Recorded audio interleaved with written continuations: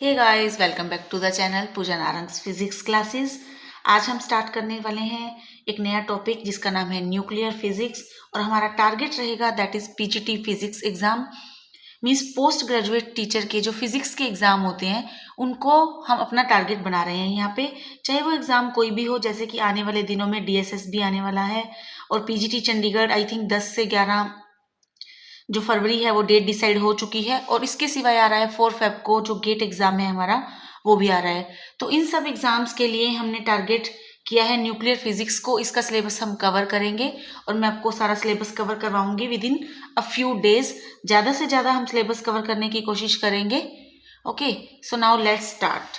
Topic is nuclear physics. तो नाम से ही क्लियर है कि ये न्यूक्लियस की स्टडी के बारे में बात कर रहे हैं। न्यूक्लियस के जो मॉडल्स हैं, न्यूक्लियस की जो थ्योरीज हैं और न्यूक्लियस के जो स्ट्रक्चर हैं, न्यूक्लियस के जो मॉडल्स हैं, उन सब चीज़ों के बारे में हम स्टडी करेंगे। स्ट्रक्चर ऑफ न्यूक्लियस के बारे में और मॉडल्स ऑफ न्यूक्लियस से रिलेटेड जितनी भी स्टडी अब तक की गई है लगभग इसमें कवर हो जाती है। जो न्यूक्लियर फिजिक्स हम स्टडी करते हैं उसमें। तो न्यूक्लियस की एक्चुअली जो डिस्कवरी है वो की थी जेम्स चैडविक ने। तो उसके बारे में बट स्टार्टिंग कहाँ से हुई थी, तो एक मॉडल आया था Rutherford's planetary model of atom,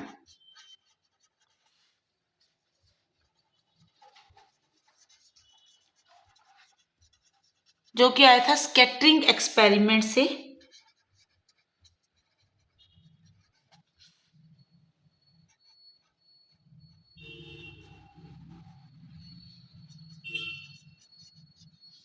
scattering experiment में रदरफोर्ड ने क्या किया था, गोल्ड फॉइल के ऊपर अल्फा पार्टिकल्स को स्ट्राइक करवाया था, जिसमें से कुछ जो पार्टिकल्स हैं वो बिल्कुल स्ट्रेट चले गए थे। मोस्ट ऑफ द पार्टिकल जो हैं वो बिल्कुल स्ट्रेट चले गए थे।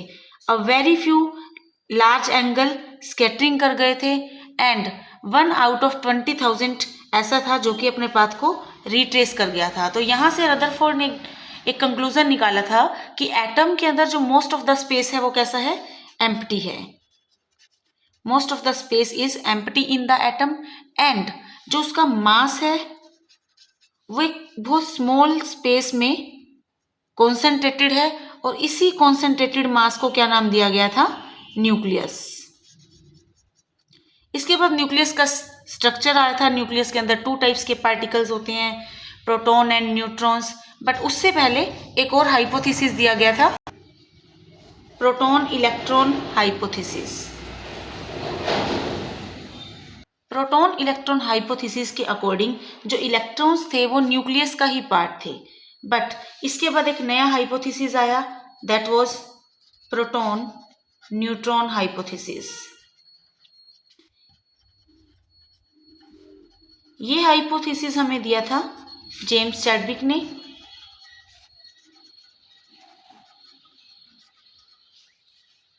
और इस हाइपोथेसिस के अकॉर्डिंग न्यूक्लियस के अंदर 2 टाइप्स के पार्टिकल्स थे, प्रोटॉन्स एंड न्यूट्रॉन्स। और ये जो हाइपोथेसिस था इसने सक्सेसफुली एटम के स्ट्रक्चर को एक्सप्लेन करने में हेल्प की। तो उसके बाद से यही हाइपोथेसिस हमने ट्रू कंसीडर किया और यही माना जाने लगा कि जो न्यूक्लियस है उसके अंदर 2 टाइप्स के पार्टिकल्स हैं, those are protons and neutrons. इन दोनों पार्टिकल्स को एक साथ हम बोलते हैं न्यूक्लियॉन्स, क्योंकि ये न्यूक्लियस के अंदर मिलते हैं। ओके, तो फर्स्ट ऑफ ऑल हम स्टडी करेंगे प्रोटॉन क्या होता है और ये कैसा होता है, इसका नेचर कैसा होता है। Proton is a positively charged particle.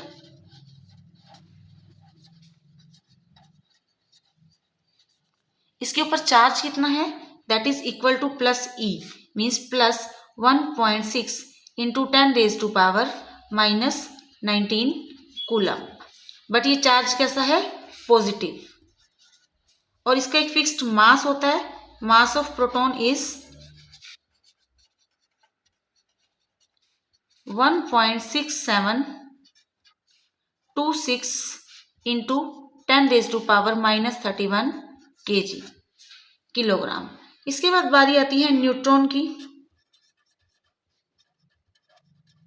तो न्यूट्रॉन जो है वो एक न्यूट्रल पार्टिकल है, मीन्स न्यूट्रॉन के ऊपर जो चार्ज है that is equal to zero. Zero charge, mass nearly equal to the mass of proton, but it is nearly equal, not equal. So mass of neutron is 1.6749 into 10 raised to power minus 31 kg. तो यहाँ से 49 है और यहाँ से 26. तो यहाँ से हम क्या कह सकते हैं कि mass of neutron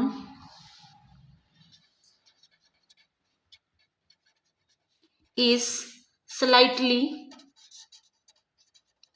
more than the mass of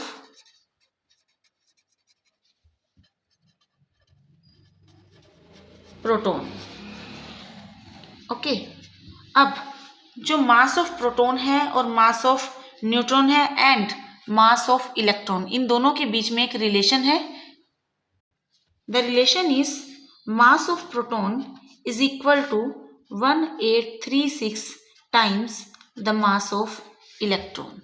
and similarly अगर mass of neutron and mass of electron के बीच में एक रिलेशन निकाला जाए, then it is mass of neutron is equal to 1839 times mass of electron. Okay, these are the two relations और ये आपको याद रखनी है, ये काम आने वाले हैं.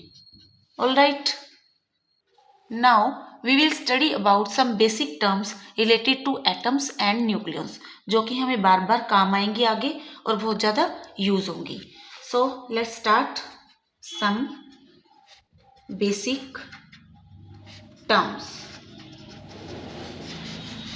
The first basic term is nucleons, that is protons and neutrons.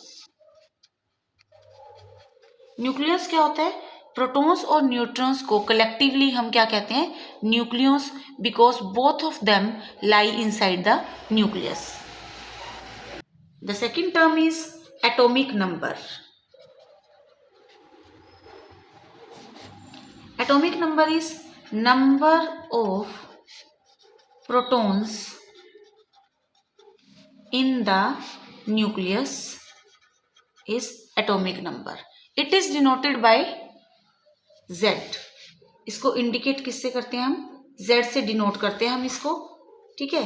And third is mass number.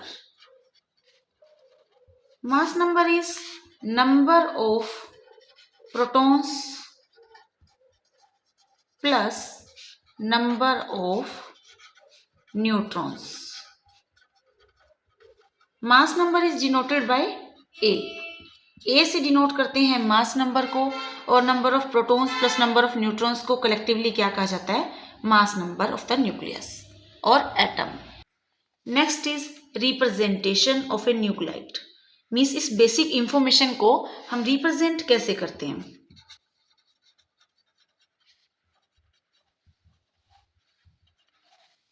X, A and Z. Here X is the element, means जो भी एलिमेंट आप रिप्रेजेंट कर रहे हैं उसका symbol. A is here mass number and Z is atomic number.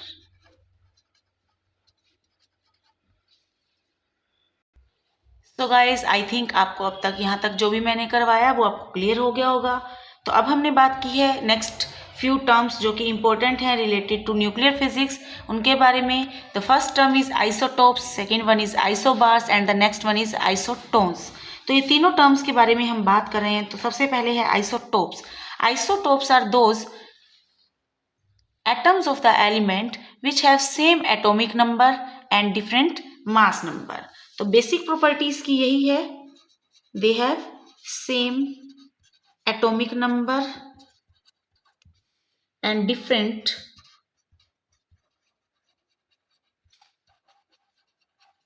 mass number. And the next one is isobars. Isobars क्या होते हैं? They have same mass number and different atomic number, and the isotones have same number of neutrons. तो basic बात क्या है कि जो isotopes होते हैं उनका एटॉमिक नंबर सेम होता है. Same atomic number means they belong to same element. Okay, for example hydrogen. Hydrogen has 3 isotopes like 1, 2 and 3. 1, 1, 1. They have same atomic number. उन सबका जो एटॉमिक नंबर है वो कैसा है? सेम. 1 एटॉमिक नंबर है बट मास नंबर डिफरेंट है. Hydrogen के एक आइसोटोप जिसको हम कहते हैं प्रोटियम, जो कि मोस्ट कॉमन मिलता है, जो कि मोस्ट कॉमन है और बहुत ज़्यादा एग्जिस्ट करता है नेचर में, दैट इज प्रोटियम. तो इसका जो एटॉमिक नंबर है that is 1 and mass number is also 1. After that it comes to second, it is deuterium. Deuterium की अगर हम बात करें तो मास नंबर क्या है? 2 and atomic number is 1. And third one is tritium. Tritium में क्या है? एटॉमिक नंबर 1 है और मास नंबर क्या है? 3. तो इसमें डिफरेंस कहाँ आया? मास नंबर में. वाई? बिकॉज इसमें जो नंबर ऑफ न्यूट्रॉन्स हैं वो डिफरेंट हैं. प्रोटियम में सिर्फ एक प्रोटॉन है. ओके, इसमें न्यूट्रॉन्स नहीं है, 0 न्यूट्रॉन्स हैं. अगर हम बात करें ड्यूटेरियम की तो इसमें एक प्रोटॉन है और एक ही न्यूट्रॉन है, इसलिए इसका मास नंबर कितना हो गया? 2. 1 proton plus 1 neutron. And tritium में 1 प्रोटॉन है एंड 2 न्यूट्रॉन्स हैं. तो इसके बाद एक और एग्जाम्पल लेंगे, लिथियम. लिथियम का एटॉमिक नंबर 3 है. ओके, बट इसका जो मास नंबर है 1 is having 6 and 1 is having 7. Lithium के 2 आइसोटोप्स हैं जिनमें से एक का जो मास नंबर है वो 6 है और दूसरे का मास नंबर क्या है? 7. नंबर ऑफ प्रोटॉन्स तो देखो सेम ही रहेंगे, 3 एंड 3. तो चेंज क्या हो रहा है? Mass number is different. Okay, mass number is different. Why? Because number of neutrons are different. इसमें नंबर ऑफ न्यूट्रॉन्स 3 रहेंगे और इसमें नंबर ऑफ न्यूट्रॉन्स 4 रहेंगे. तो आइसोबार्स के एग्जाम्पल कुछ इस तरह से हैं. 1 is hydrogen and 1 is helium. तो इन दोनों का जो मास नंबर है that is 3, but atomic number इसका 1 एंड इसका 2. तो यहां से हमें पता चलता है, देखिए मास number is same, both have 3, और हाइड्रोजन का जो एटॉमिक नंबर है वो है 1 एंड हीलियम का एटॉमिक नंबर क्या है? 2 है. इसके बाद एक और सेट लेंगे that is calcium and argon. Calcium और आर्गोन दोनों का जो मास नंबर है दैट इज 40. और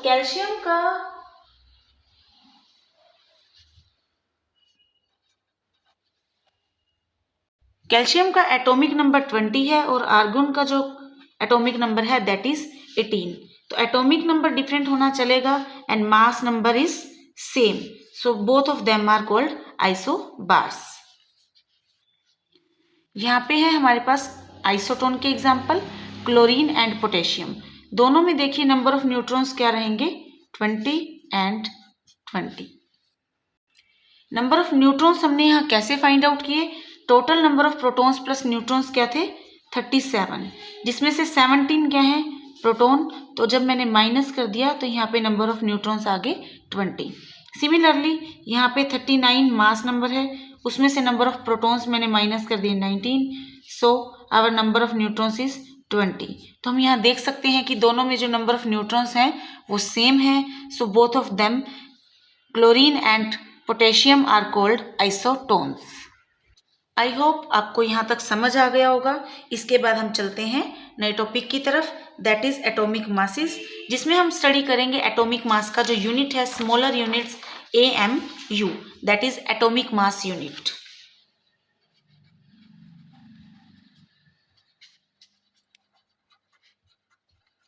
एटॉमिक मास को मेज़र करने के लिए हमें एक बहुत ही स्मॉल यूनिट की ज़रूरत होती है, क्योंकि जो एटम्स हैं, जो न्यूक्लियंस हैं, लाइक प्रोटॉन्स हैं, न्यूट्रॉन्स हैं, इलेक्ट्रॉन्स हैं, इनका साइज़ जो है बहुत ही स्मॉल होता है और इनका मास भी काफ़ी स्मॉल होता है। तो उसको मेज़र करने के लिए हमें एक स्मॉलर सा यूनिट चाहिए, जो हमने चूज़ किया AMU, that is atomic mass unit.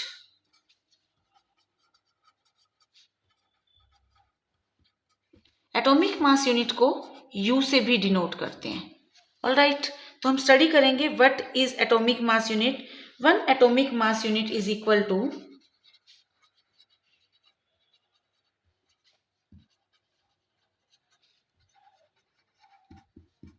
1/12 of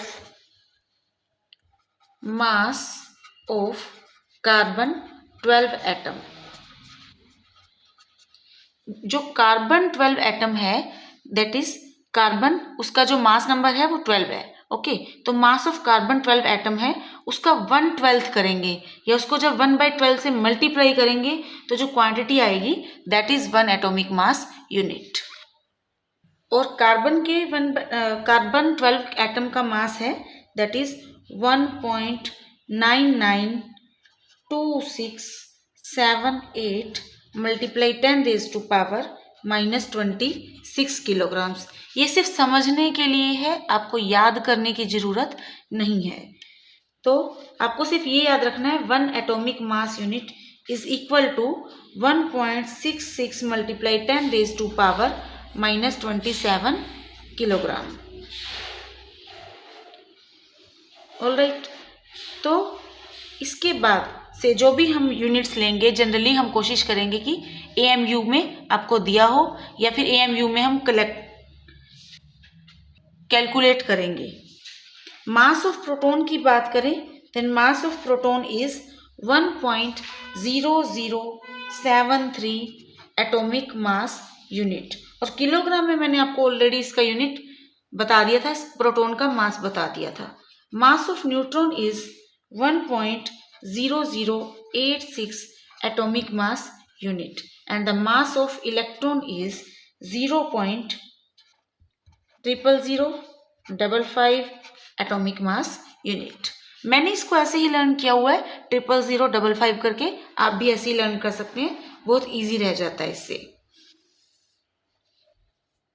अब क्योंकि हमारे जो पार्टिकल्स हैं वो स्मॉल साइज के हैं, तो इनसे रिलेट करने वाली जो एनर्जीज होंगी वो भी बहुत स्मॉल होंगी। तो न्यूक्लियर लेवल पे एनर्जीज को स्टडी करने के लिए एक नया यूनिट बनाया गया, that was electron volt.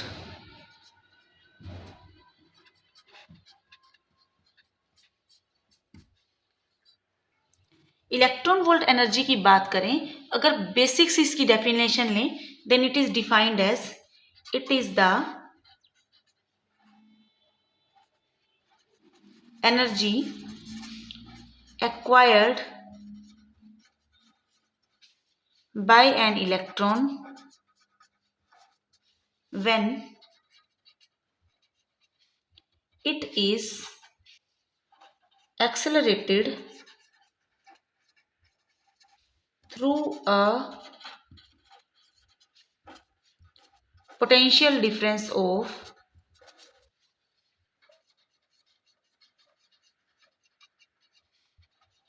1 volt. Then this energy which is acquired by electron when it is accelerated through a potential difference of 1 electron, इस एनर्जी को हम कहते हैं इलेक्ट्रॉन वोल्ट। तो अगर हम बात करें जूल्स की फॉर्म में कि एग्जैक्टली 1 इलेक्ट्रॉन वोल्ट एनर्जी होती कितनी है, तो 1 electron volt is equal to 1.602 multiplied by में 10⁻⁻19 जूल। ओके, और अगर हम बात करें 1 मेगा इलेक्ट्रॉन वोल्ट एनर्जी की, then it is equal to 10⁻6 electron volt और 1.602 मल्टीप्लाइड बाय में 10⁻⁻13 joules. Now next important topic जो कि हमें स्टडी करना है, relation between AMU and MEV means atomic mass unit and mega electron volt। मास और energy nuclear level पर इनके बीच का जो रिलेशन है यूनिट्स की फॉर्म में हमें वो चाहिए। इससे पहले हमें बहुत बेसिक सा रिलेशन तो पता ही है, that is E is equal to mc square. This is called energy mass relation.